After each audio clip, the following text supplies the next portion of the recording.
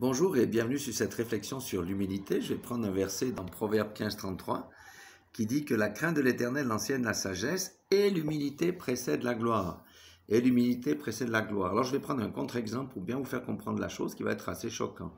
Savez-vous pourquoi le Titanic a coulé? Eh bien, le Titanic a coulé à cause de l'orgueil des hommes, notamment des constructeurs et de certains matelots qui ont dit aux passagers qui étaient un peu inquiets le jour de l'inauguration: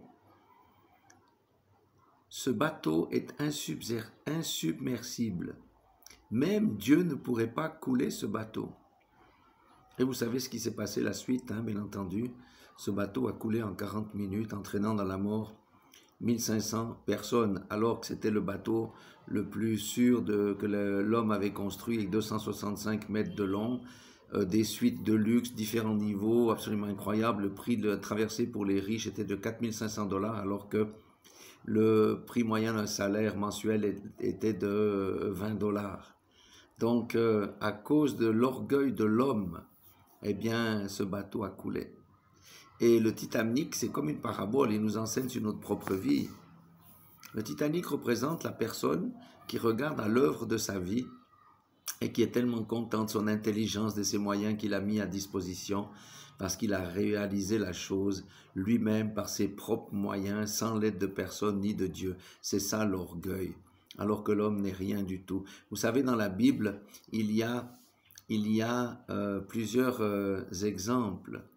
Hérode, un jour, quelqu'un a dit, lorsqu'il prenait la parole: « Voix d'un Dieu et non d'un homme, il ne s'est pas repenti, il est mort instantanément, dévoré par les vers. »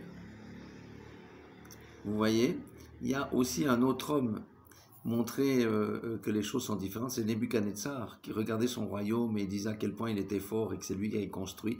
Le Seigneur l'a mis 7 ans avec les vaches, les moutons à manger de l'herbe, mais ensuite il s'est repenti et ça veut dire il s'est humilié devant Dieu. Humilité vient de humilier, il s'est humilié devant Dieu et Dieu l'a rétabli. Alléluia.